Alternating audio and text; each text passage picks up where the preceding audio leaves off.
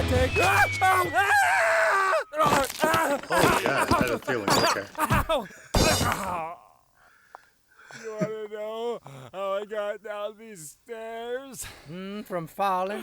From falling. Was that the nurse from another one? What video was she in? Help! Doctor Strange. They took my sign! Somebody stop them! Hey, that guy needs our help! Kids, take it and run! Ah! Oh, it's adults! Let's get out of here! Here you go. Wow. Thanks so much. No problem. We gotta look out for one another, you know? Can't let this garbage get to you.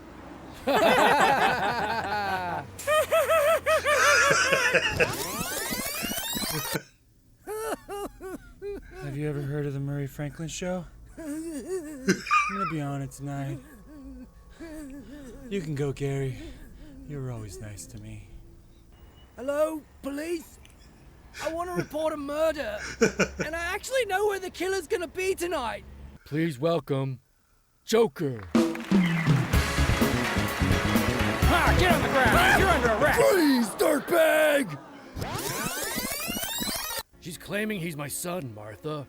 She's clearly crazy and lying. We can't let that kind of scandal go public. I don't care if she's lying or not. That boy needs our help, and we can give it to him. I know you're right. You're always right. Welcome to your new home, Arthur.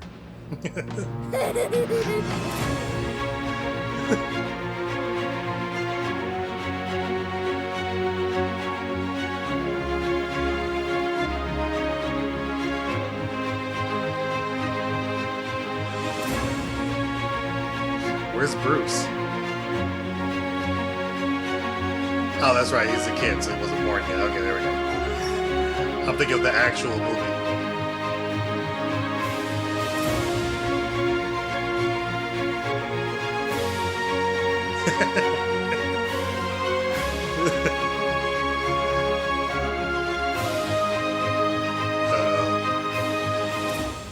So our parents were killed, and that's when we vowed to share an endless crusade as the crime-fighting twosome, Wisecracker, and his trusty sidekick, Bat Boy! Wisecracker.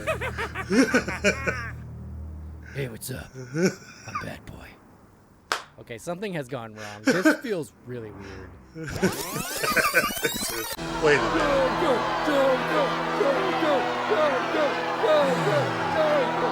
I could use a drink. That's hilarious. So that's how I became a supervillain with a massive clown army. Supervillain? I wouldn't go that far. No. Yeah. I don't think any of that was real, Bub. What? Yes, I think you made it all up. Are you calling me an unreliable narrator? Yes. I'm insulted. Why would you say a thing like that? I was invited on TV, I shot the host, and nobody stopped me even though I just confessed to murder. That started a riot, which caused Thomas Wayne, who may or may not be my biological father, to also get shot in the alley out back. Why does that sound so unbelievable? Because you are delusional. Because your girlfriend wasn't real? Because you didn't have any master plan. Yeah, that's not a supervillain. That's just super dark and depressing. Well, every villain has to have a beginning, you know. Maybe I'm just getting started. Maybe I'll go through multiple forms, and right now I'm just learning as I go. Stop laughing! I'm the one who laughs! Someday I'll prove my supervillainous. You'll see. Next time you'll see me, I'll prove it. Who knows? Next time, I might even look like a totally different person. Maybe I'll look like Jack. You don't know. Everybody loves Jack. No matter what, I'll just keep changing. You'll see. I'll be relevant for decades. And you guys will just be stuck in the 80s. What a loon. Yeah, no kidding. I hope he does not become a regular here. I kind of liked him.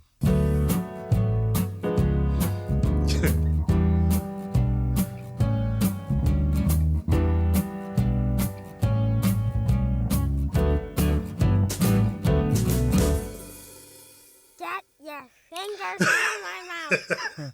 Why? Because I'm very...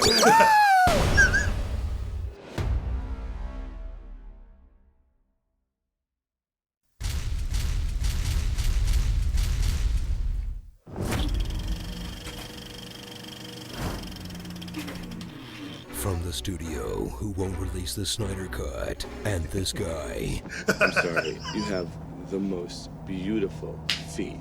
Comes a period piece I forgot about that was him. psychological and social decay with the bare minimum of Batman it took to get the movie made. There, look, with the pearls and everything. Happy? There. Joker.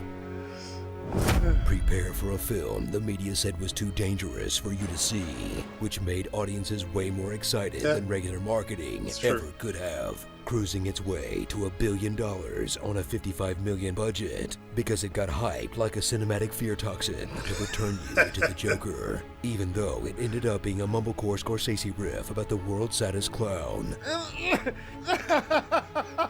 Hey, I wish movies turned you into the protagonist. I've been watching Iron Man for 12 years and I'm still a moron.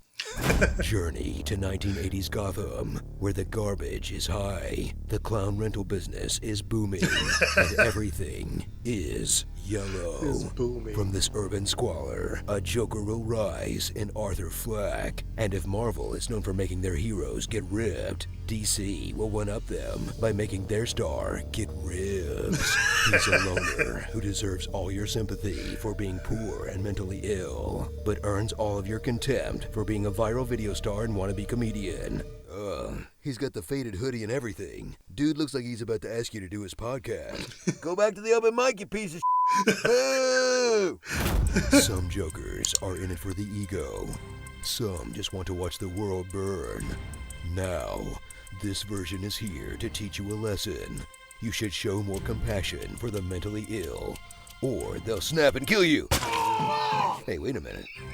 But this Joker has a few unique tricks up his sleeve, like the superhuman capacity to, bathe the elderly.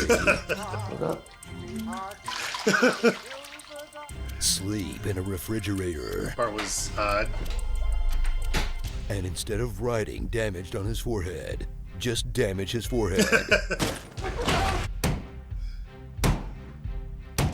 Yikes. You better fight Batman quick, before he turns 12 and overpowers him.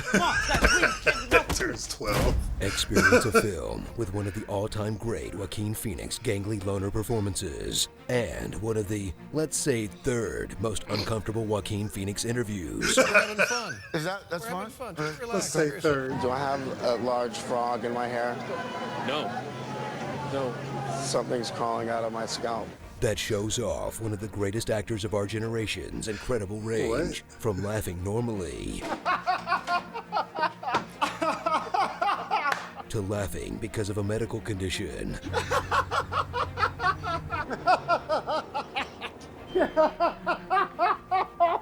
To laughing maniacally.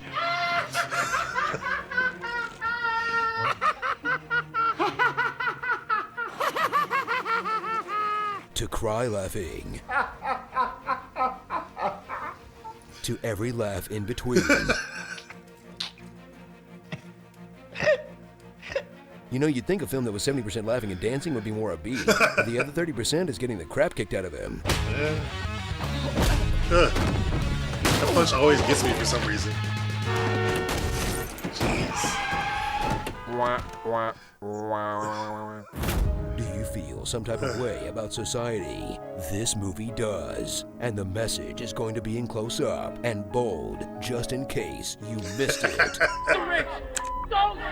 Because the true villains of Joker are uncaring billionaires, misogynist Wall Street jerks. Don't ignore him. He's being nice to you.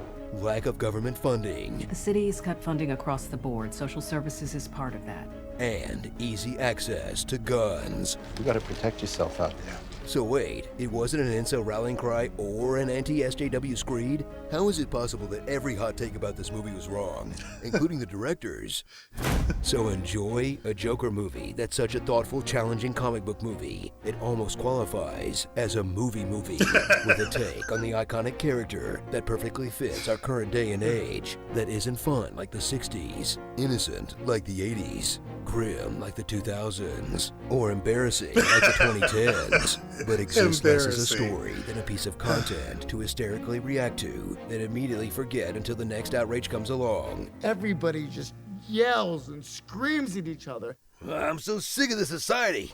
It makes me so mad I'm gonna lose it and do Joker stuff. Mom, get in the bag. Starring Moper. They're all gonna laugh at you. Don't trust a Z in apartment 8B because she's imaginary. You are not the father. Lil Wayne. Lil Wayne. Don't you go round and round to re-row. I heard you paint faces. Hey Arthur, are we cool? And stairs. Why don't they use this here?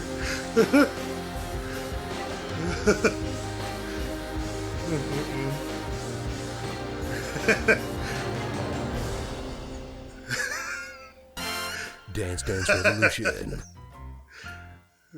Me here at last on the ground, and you in midair. These finance guys know all the words to sending the clowns on late night Sondheim sessions with the boys.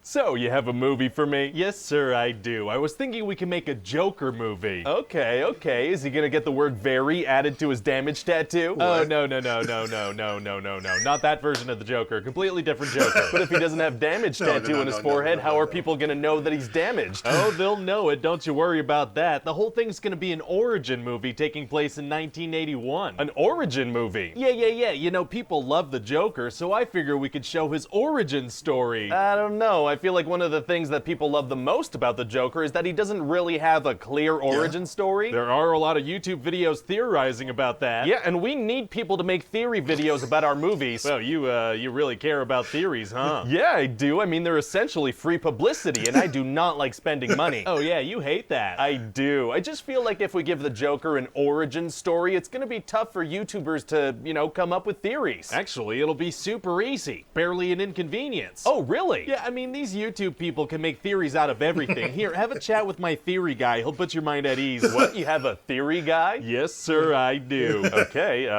hello? Hello, how can I help you? Hi. If I told you we were making a Joker origin movie taking place in the early 80s, is that something you could work with? Hold, please.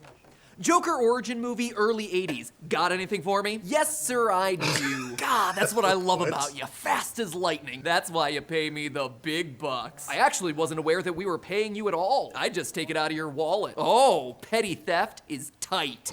Hit me with those theories. Well, maybe the whole movie is taking place in his head. That's a classic angle. Fantastic. Or maybe we could say that Jared Leto's Joker took on the mantle of this 1980s Joker. That would probably get us a lot of anger clicks. Those are great for the view count. Or get this, maybe the Joker is Batman. Okay, I'm gonna go out on a limb here and say no. Let's dial it back. That is going way too far. Oh, whoops. Whoopsie. Hold on. Hello, yeah, we can definitely work with this. Oh, amazing. Thanks for your time. Super easy. Barely an inconvenience. Nice talking with you.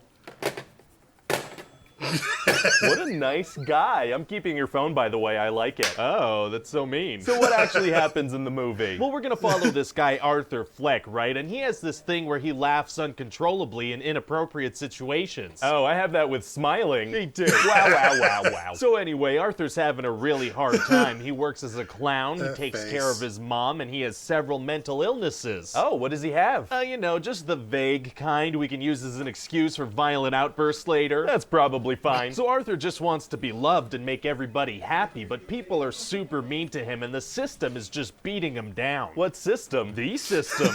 Which one? Oh, don't get me started on the system. Could you get started? I'd love to get a little deeper on that. No. Oh, dang it. Suffice it to say, though, we live in a society. Oh, why didn't you say so? That's steep enough for me. So yeah, for a good chunk of the movie, we're just gonna watch bad stuff happen to him, you know? He gets fired, some kids beat him up while shouting beat him up. Oh, very appropriate dialogue. And then at one point, he's in a train with clown makeup and these banker dudes start harassing a woman. That's not very nice. But then Arthur starts laughing, so they start harassing him. And let me tell you, these guys know all the lyrics to send in the clowns. Wow, how convenient that they had that in their repertoire. Yeah, so they start beating him up and he kills them all. Oh my god. Yeah, and then he runs away and he dances. Oh, he dances, huh? Very creepy. Well, I'm glad you like it, because it's gonna happen a lot. Oh, it is? Yeah, laughing and dancing accounts for about half the runtime. Wow, so what else happens? Well, Arthur is also an aspiring comedian, and he's obsessed with this late-night talk show host who he's convinced is gonna give him his big break. That sounds a whole lot like that Scorsese movie, The King of Comedy. Crap, you've seen that, huh? I have, yeah. Right, okay, so full disclosure, there's a whole lot of that in this movie, and also a fair amount of Taxi Driver, if I'm being honest. What do you mean there's a lot? Are you just straight up lifting scenes from those movies, or are you, like, paying homage to them? Well, I mean, you know, that depends. Which one of those doesn't end with a lawsuit? The second one. Right, okay, so the second one then, it's a mirage for sure. You know what, just to make that perfectly clear, let's get Robert De Niro to come play the host. Okay, great. So anyway, one night Arthur ends up trying stand-up comedy at an open mic, and he can't stop laughing. Right, because of his thing. Because of his thing, and then Robert De Niro plays the footage on his show, because it's so ridiculous. He got footage from an open mic? Yeah, well, I mean, it's 2019. Everybody films everything these days. Well, I mean, people don't really film open mic sets of unknown comics. Also, isn't this taking place in 1981? Okay, well then let's just say that somebody brought a very expensive, very bulky camcorder to an open mic and filmed the whole thing for some reason. Pretty sure camcorders only hit the market in like 83. Okay, so somebody brought their Super 8 film camera and then got that film developed and then sent that into Robert De Niro. Well, okay then, a very convenient filmmaker. Oh, and also Arthur finds out that Thomas Wayne is maybe his father, so he goes and, you know, sticks his fingers in his little brother's mouth. Man, DC villains love sticking their fingers in people's mouths. Yeah, they do, but he's gonna find out later that maybe Batman is not his brother, so then he, you know, smothers his mother with a pillow. Oh my god. He also has this whole relationship going on with this neighbor of his. Okay. But towards the end of the movie, he goes into her apartment and she's all scared that he's there, and she's like, your name is Arthur, right? You live down the hall. Oh, okay, that's a nice subtle way of letting the audience know that it was all in his imagination. And then we're gonna have a Fight Club flashback. Oh no. Yeah, we're gonna flash back to every moment they have together, and we're gonna reveal that he was actually all by himself. No, I get it. Like in Fight Club, I'm miraging that one too. Well, okay, I guess. So how does the movie end? When does the big CGI skybeam come in? Well, it's a comic book movie. Where's the skybeam? There's no skybeam. Oh, you're crazy, man. I guess. So what does happen? Well, Arthur goes on TV and, you know, pops De Niro in the head. Yikes. And that sparks this big riot where everybody's dressed as clowns. Very cool. And then in the midst of that, Thomas and Martha Wayne are gonna step out of a movie theater and walk down an alley. Oh, are we doing this? You're dang right we're doing this. We kinda have to do this. We kinda have to do this. So then we do this and pearls go flying everywhere. Oh, doing this is tight. And so yeah, then Joker becomes like this symbol and just basks in the glory of this movement he started. Wow, wow, wow, wow. Or maybe he didn't, you know? Maybe he imagined it. What? Maybe it's all in his head, who knows? Oh, okay. So what do you think? Well, I mean, it sounds like a good movie. I'm just a little worried about what kind of message we might be sending and what kind of stuff we might be glorifying. Yeah, I wouldn't worry about it. Oh, okay, then I won't. That was good. Now, the pitch meeting was obviously the highlight, but I knew that's how it was going to be. The honest trailer was pretty drab and dreary, like the movie, and I'm sure there was a different way they could have gone at it, but yeah, it was kind of, yeah, you know.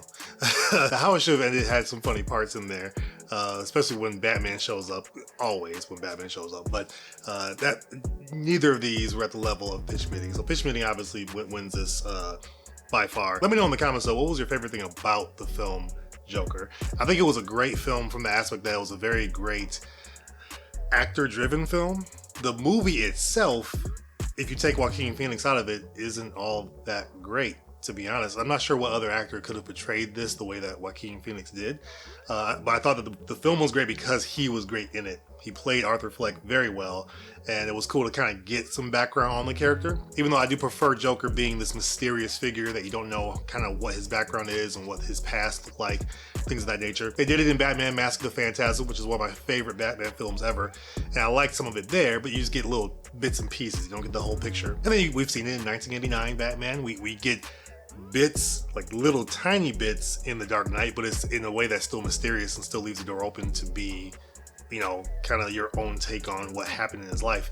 So the Joker overall is one of my favorite villains. Batman is my favorite hero, so Joker obviously is going to be one of my favorite villains. And I like that you don't know much about him. But what they did with this movie was pretty cool. I do like some of the theories though that say that he is not the real Joker, that the real Joker is playing off of him. And so like if they do try to handle that in a different way within the DCEU, that'd be kind of cool. They want to kind of use this as I guess a platform for the real Joker. Who knows? And to say that Jared Leto was playing off of this Joker or was kind of taking over the mantle of this Joker, I'm okay with that, but I don't know. I feel like it should be something else. So I would be okay with getting background on that, maybe, possibly, but I don't know. I like the mysterious nature of the Joker. Let me know what you guys think in the comments below. While you're still here, check out some of our most popular videos on the channel. You can also check out our most recent reaction over there as well. If you've seen all that, then I'll see you guys in the comments and we can talk about Joker.